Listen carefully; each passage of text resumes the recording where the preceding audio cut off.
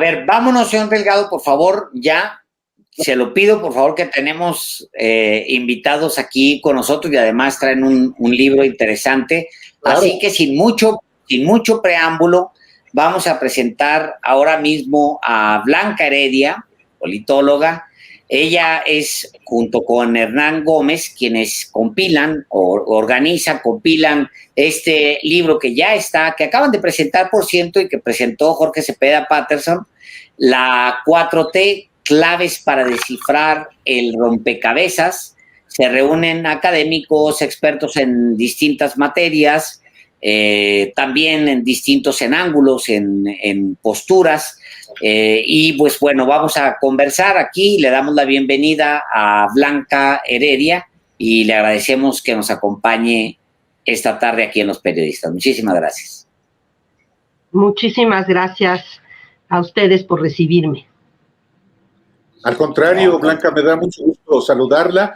Sí, es un libro que está ahora sí que calientito, Blanca. Son 17 ensayos a través de los cuales se busca entender el fenómeno del López Obradorismo en su conjunto y se revisan políticas, temas y acciones gubernamentales específicas. Veo que participan, entre otros, Lorenzo Meyer, el historiador Lorenzo Meyer, Viridiana Ríos, Alejandra Leal, Edwin Ackerman, Pablo Llanes, Irving Rojas, Eduardo Guerrero y Samuel Ponce de León. Pues acaba de salir Blanca Heredia. ¿Cómo le ha ido a este libro? ¿Cómo ha sido la aceptación de la gente? Y pues la entraña de este trabajo que tú encabezas junto con Hernán Gómez. Pues miren, Alejandro, Álvaro, este es un libro que nos parece que hacía falta escribir, porque mucho de lo que se ha escrito y lo que se comenta cotidianamente sobre la administración, el gobierno del presidente López Obrador, se ubica como en dos campos contrarios, ¿no? Por un lado están los que consideran que todo lo que hace el presidente está bien, y están del otro lado, que son los que son quizá más vocales en términos de su presencia en medios, de la cantidad de textos que han escrito, que consideran que todo está mal. Y además lo hacen desde una posición, me parece en muchas ocasiones, más de un prejuicio que realmente de un análisis. Y nos parecía que hacía falta una mirada que desde, digamos, una actitud de simpatía hacia el diagnóstico que hace el presidente López Obrador de los problemas del país y las líneas generales de su propuesta y de su proyecto, había que mirar de manera crítica. Y juntamos a un grupo de autores, que ustedes ya mencionarán algunos de ellos, voy a mencionar algunos de los que no aparecieron en esa mención. Están también Natalia Saltalamacchia con un espléndido artículo sobre la política exterior.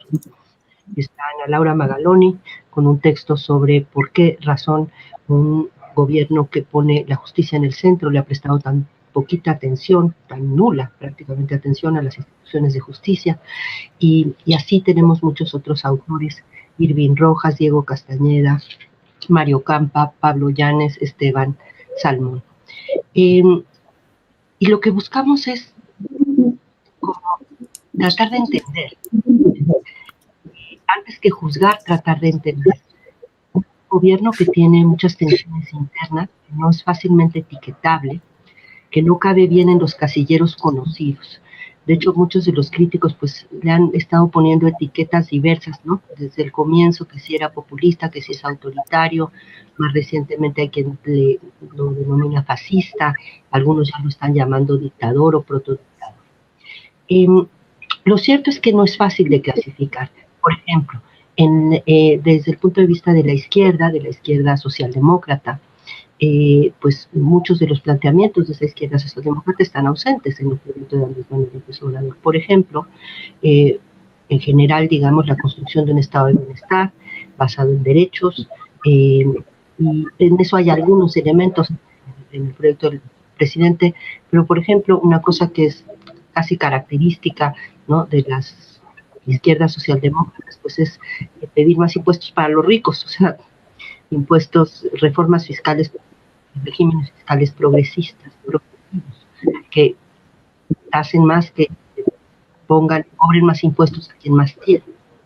El presidente desde el principio dijo que en la primera mitad de su sexenio no iba a hacer una reforma fiscal y bueno, pues esto ha tenido consecuencias en términos de estrechar los márgenes de maniobra del presidente. Por otro lado, tenemos en la parte de política económica posiciones claramente muy ortodoxas, ¿sí? En términos de política monetaria, en términos de política fiscal, nos están imprimiendo pesos, nos está tampoco gastando más de lo que se tiene, el país nos está endeudando. Entonces, todo esto tampoco es tan fácil de juntar con la idea de un gobierno de izquierda. Entonces, bueno, ¿cómo nos explicamos las decisiones, las posiciones? Esas son un poco las preguntas que se hace el libro. Y empieza, claro.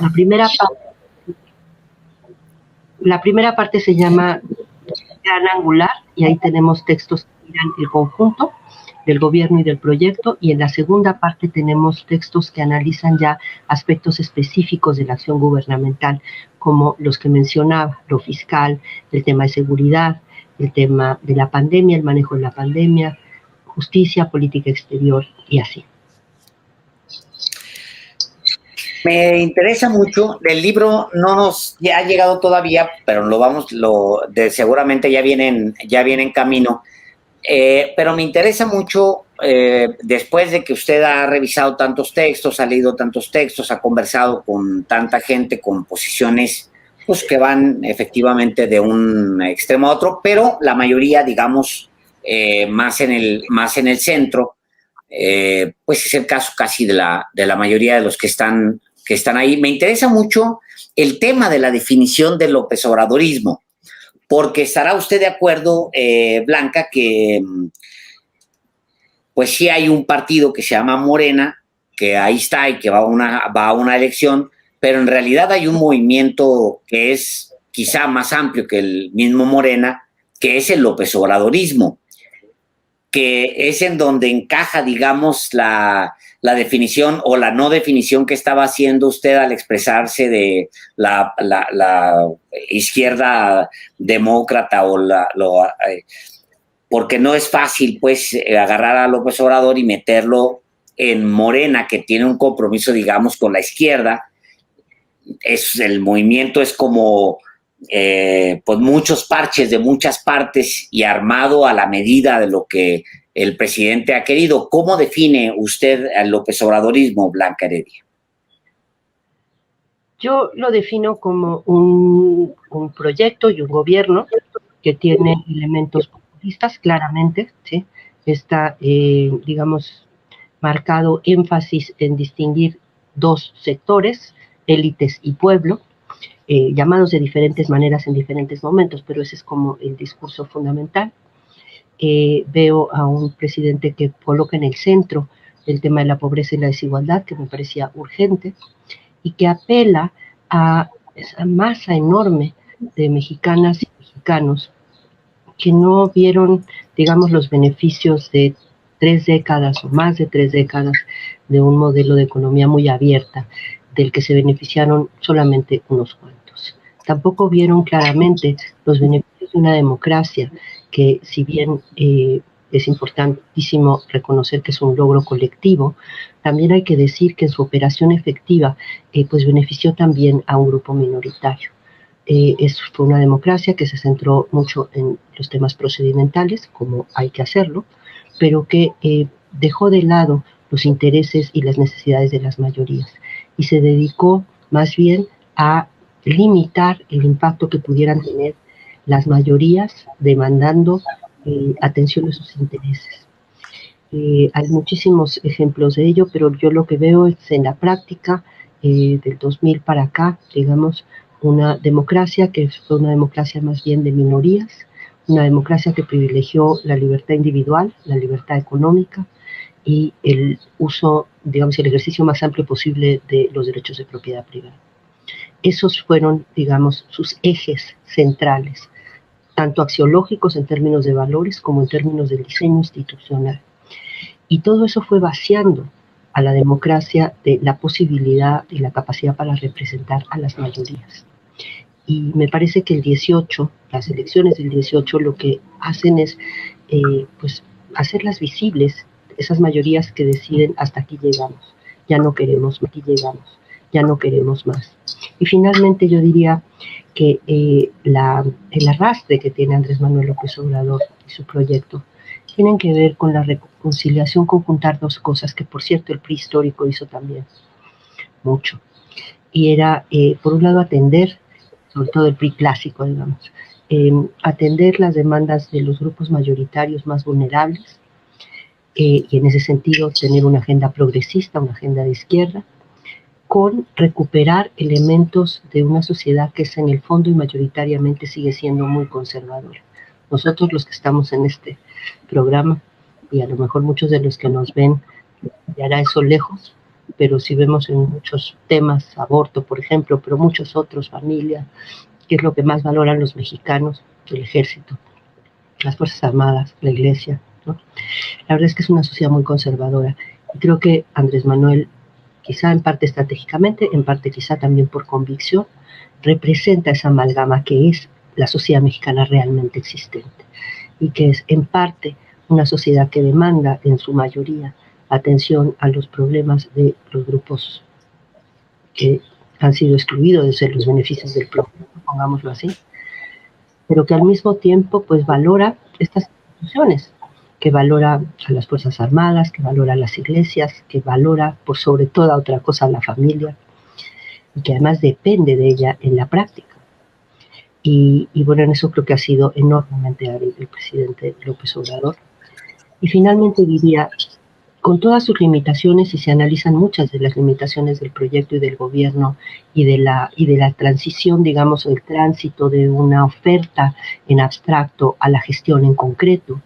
Hay mucho en el libro que pone el acento sobre cuáles son las limitaciones y cuáles son los aspectos negativos, cuáles son los puntos ciegos de este gobierno. Yo lo que les diría es que hoy por hoy no veo ninguna otra opción en el panorama político que nos ofrezca una propuesta de transformación que lidie con las barreras estructurales que hemos venido enfrentando, de manera que podamos tener una sociedad más justa y más incluyente y más pacífica, ojalá. Sí, por supuesto. La conversación pública, y eso también lo aborda este libro, Blanca, está caracterizada por a mí no me gusta la palabra polarización, yo digo que hay mucha emotividad, hay mucha también estridencia, hay mucha intensidad, hay también, como suele ocurrir a veces, mucha falta de información cuando hay exceso de información. Hay también muchos prejuicios y esto se expresa en la virulencia, a veces en la conversación pública, de manera particular, diría yo, en las redes sociales, que se caracterizan casi siempre por el ataque anónimo. Pero le quiero preguntar, Blanca, también en este contexto, ¿qué tanto esta emotividad, esta polarización, que algunos la llaman así, tiene que ver también con una cierta vitalidad política de la sociedad mexicana? Es decir, la discusión, la animosidad, la emotividad, yo la recuerdo en el 2006, pero la recuerdo también en el 1988, la recuerdo en 1994, la recuerdo en 1997 cuando el PRI pierde la mayoría en la Cámara de Diputados, la recuerdo en el año 2000.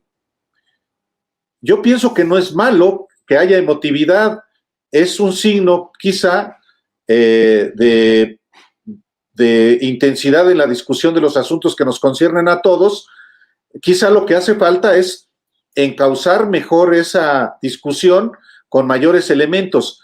Pero digo todo esto, Blanca Heredia, porque estamos realmente en este momento y hacia adelante en riesgo de que haya una involución democrática, un retroceso en términos de las libertades públicas. Sinceramente yo no lo veo, yo no veo ese riesgo. Sé que estoy en una minoría entre los analistas políticos, pero no lo veo, y de hecho coincido contigo, me gusta cómo lo pones. Yo también veo a nuestra democracia mucho más vivaracha, ¿sí? Pues de sí. Pronto las opciones son mucho más diferenciadas. Exacto, las opciones son mucho más diferenciadas. Antes había helado de chocolate con nuez, mucha nuez o con poquita nuez. Ese era más o menos el margen de opciones que teníamos. Y ahora no, es helado de chocolate de un lado, del otro lado nieve de mandarina. O sea, realmente son dos cosas muy diferentes. Y para mí es el regreso de las mayorías. La democracia es que la democracia se llenó de contenido. Ya no son solamente las minorías, ya no son solamente las élites, dentro de las cuales estamos incluidos todos los aquí presentes, discutiendo, ¿no?, sobre detalles técnicos y encubriendo todos los demás, ¿no es cierto? Aquí se están poniendo sobre la mesa los temas incómodos, los temas muy incómodos, y parte de esta animosidad y parte del enojo que yo observo en una parte importante de las élites mexicanas, las intelectuales incluidas, es que pues se están viendo vulneradas de diferentes maneras. Primero, las élites intelectuales, después de que nuestros bonos estuvieron muy altos durante bastante tiempo, porque con gobiernos con poca legitimidad en las urnas, digamos, no tan mayoritarios como este, pues básicamente querían legitimidad, ¿no? Y los talking heads, así como nosotros, les parecía que podíamos ofrecer una fuente de legitimidad. Con un gobierno que tiene un apoyo tan masivo, popular, pues las élites intelectuales hemos dejado de tener aquel peso que llegamos a tener. Y pues eso no se siente padre.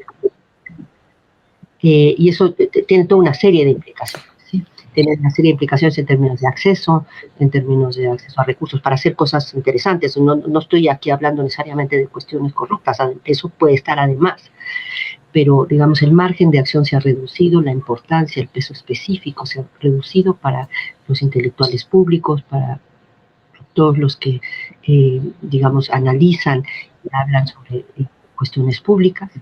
Hay otros ámbitos en los que también se nota, desde mi punto de vista, el costo que tiene para las élites intelectuales. Me refiero a ellas porque son las que me quedan más cerca, ¿sí? Andrés Manuel reta un día sí y otro también nuestros lentes analíticos y conceptuales. Muchas de las cosas, esa es parte de lo que a mí me resulta tan fascinante de López Obrador, ¿sí?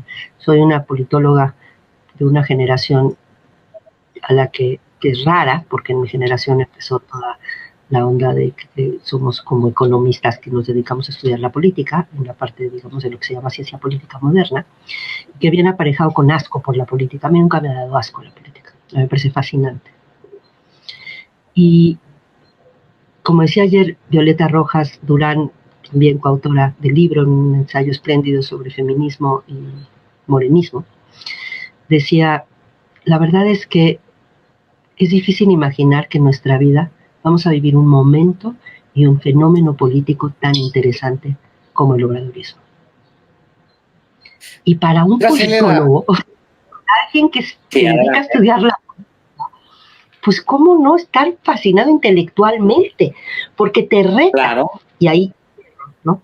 Pero claro, no sirven las categorías de antes, no te cierra nada, ¿no? Si te dedicas, entonces, pues todos mis años de estudio, yo escribía siempre lo mismo y nomás le cambiaba los nombres, pues ahora ya no me sirve tanto, ¿no? Y ese es parte de la limitación.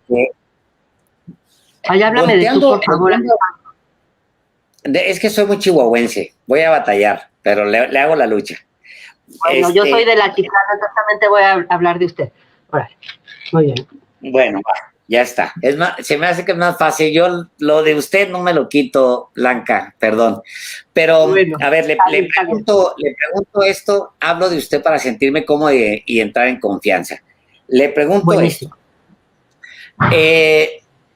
Estas élites intelectuales están en un momento en realidad privilegiado, Blanca, porque después de, lo voy a decir de manera muy coloquial para no rebuscarlo y que la gente lo entienda bien, después de ser paleros 40 años de presidentes, después de ser paleros de una corriente específica del neoliberalismo, después de estar funcionando, pues sí, para apuntalar a gobiernos con baja o nula legitimidad, ahora van a están frente a la oportunidad de ser realmente, de desarrollar realmente el papel que tiene un intelectual que no es el de palero, sino el de ser, pues sí, neutral y aportarle a una sociedad desde el análisis centrado, neutral.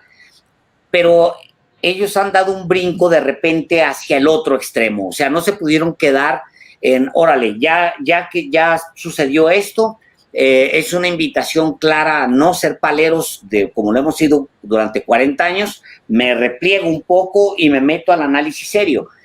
Ahora lo que está pasando con ciertos grupos de los llamados intelectuales es que han brincado sus propias reglas para convertirse en abiertos opositores y participantes, y que bueno, por otro lado está bien, pero participantes de la política. Ellos son el cerebro detrás primero del llamado a formar una alianza, luego ahora son los cerebros detrás de la alianza, que ya la lograron, ya la pudieron consolidar. Pero ellos se quejan de cosas puntuales, muy específicas, que ameritarían una revisión puntual desde el centro. Por ejemplo, ellos dicen que vamos caminando hacia una dictadura. Yo lo he dicho aquí, lo voy a repetir. Yo no lo veo. O sea, yo creo que, pues sí, si te expulsan de los presupuestos, pues sí, claro que no. Pero ellos hablan de una dictadura. También ellos hablan de una pérdida de la libertad de expresión. Yo todo lo contrario, veo una consolidación de los poderes fácticos del pasado en la prensa mexicana, como nunca estos periódicos que vemos hoy son periódicos que tomaron bando como no habían tomado nunca. Es decir, sí hay un endurecimiento de la prensa, pero del lado contrario, y no veo pues en qué momento estén en riesgo sus libertades. ¿O usted cómo lo ve, Blanca? Sí, no, yo la verdad es que tampoco veo en riesgo, hasta ahora, digamos, no tengo evidencia concreta de que se esté amenazando a nadie, no que se esté coartando la libertad de expresión. Veo otra vez una opinión pública no tan diversa como me gustaría, porque coincido contigo en que, digamos, la parte de la intelectualidad y de las personas que comentan y opinan, que habían venido dominando la conversación, pues siguen siendo muy activas y muy influyentes entre los segmentos sociales a los que atienden y a los que le hablan. Yo en algunas cosas estoy de acuerdo, Alejandro, en otras no.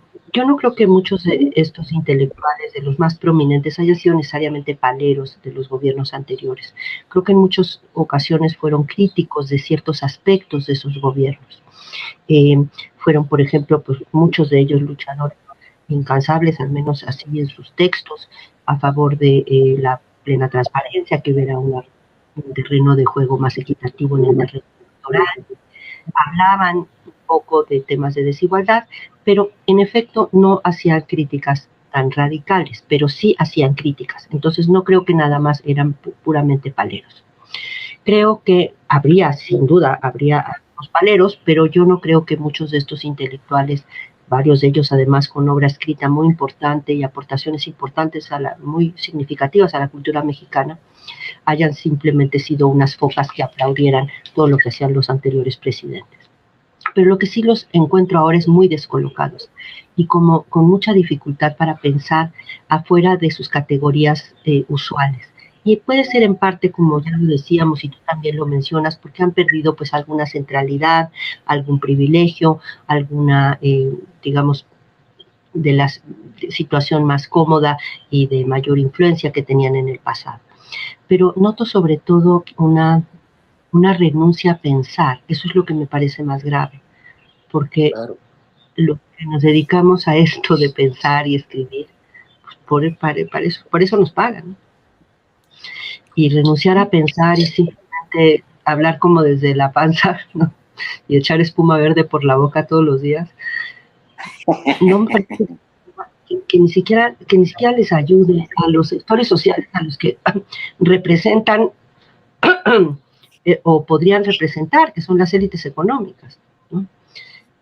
Sí, pienso de verdad, y por eso creo que incluso para ellos podría ser interesante, para ellos y para ellas, leer nuestro libro, el libro que editamos Hernán y yo, porque incluso por interés egoísta propio, ¿sí?, valdría la pena entender mejor de qué está hecha esta administración, de qué está hecho este gobierno, por qué tiene tanto arrastre, por qué a pesar de la pandemia, de una caída del producto de 8.5%, de pérdidas enormes en el empleo, a pesar de eso el presidente sigue teniendo tantos niveles de aprobación y su partido pues sigue siendo puntero al menos para el Congreso Federal y en varias entidades federativas. No sé, si uno no entiende eso, me parece que también será difícil derrotarlo, ¿no? Pues es como en casi cualquier deporte o en cualquier actividad, pues analizas al enemigo, ¿no? No nada más te peleas con él, al adversario, no al enemigo, ya estoy cayendo en esa cosa horrible de enemigo-amigo, no, del adversario. O sea, si yo voy a jugar, no sé, no juego, pero supongamos que jugara tenis, ¿no? Pues me dedico a estudiar a la que va a ser mi contrincante en el próximo partido. Me parecería lo lógico, lo razonable, lo racional, pero no están haciendo eso. Están más bien tratando de usar, igual que Andrés Manuel López Obrador lo hace, agitar las emociones, y en este caso es agitar el miedo, que en el fondo, bueno, es miedo y desprecio profundo de las élites ante un personaje que no logran tragar, no logran aceptar que es el presidente de México. En efecto, en otras ocasiones aquí también lo hemos platicado, cómo el presidente suele decir las cosas de manera abierta y hay quienes no le da crédito. Yo digo, ¿por qué muchas de las cosas que él dijo en campaña las está cumpliendo en términos de lo que a él le parecía correcto, le parece correcto como parte de un proyecto, literalmente un proyecto alternativo de nación, que así se llamó un libro, editado en 2004, y que en buena medida, más allá de las adecuaciones que ha tenido, ese planteamiento que hizo en 2006, en 2012 y 2018. Deberían leer ese libro, por ejemplo. Pero yo me quedo con una frase de usted, tuya, Blanca, en el sentido de que ha renunciado a pensar. Este libro, entiendo, es una invitación a pensar a partir del pensamiento de otros y tratar de entender de una manera informada, de una manera racional, de una manera reflexiva, qué es lo que está pasando realmente en México y de manera particular con quien está encabezando un proceso de transformación, nos guste o no nos guste. Efectivamente, lo pones muy bien, Álvaro, así es. Esta es una invitación a pensar, a revisar nuestras premisas, a revisar nuestras creencias, nuestras certezas, lo que así de bote pronto tendemos a opinar, a sentir, a pensar, a tomar cierta distancia, ¿sí?, y a poder analizar de manera un poco más fría. Insisto, identificando aciertos, identificando también áreas en las que las cosas no se han hecho bien, puntos ciegos directamente, por ejemplo, todo el tema mujeres, víctimas, ambientalistas, pues son claramente puntos ciegos en este proyecto. Y así hay muchos elementos que vale la pena cuestionar y que vale la pena criticar. Pero al mismo tiempo también hay elementos valiosos. No solamente el haber colocado los temas centrales, el elefante en la sala, que es la desigualdad, nuestro problema más agudo, el que nos tiene atrapados sin salida en los extremos del privilegio y la pobreza, la mediocridad y la violencia, sino también, digamos, plantearnos preguntas, partiendo de la humildad de reconocer que no sabemos la respuesta. Ninguno de estos son textos definitivos, aunque sí creo que es posible que puedan durar tiempo, porque tampoco hay tantos, digamos, esfuerzos analíticos de esta naturaleza, ¿no? Que siendo autores que simpatizan en lo general con, insisto, el diagnóstico de Andrés Manuel López Obrador que hizo del país, y algunas de sus propuestas centrales también son muy críticos, pero sobre todo todos estamos con ganas de entender y aportarle pistas a los lectores para que puedan también formarse su propia opinión. Y una invitación al diálogo. Claro. Blanca Heredia, muchísimas gracias por esta conversación. Yo creo que nos debemos otra conversada, a ver si para entonces ya puedo hablarle de tú. No lo prometo, pero por lo menos la otra conversada, pues sí no la debemos aquí. Muchísimas gracias. Muy bien, el libro se subsana con el acento de Chihuahua. Se subsana usted con el acento de Chihuahua, que es tan bonito.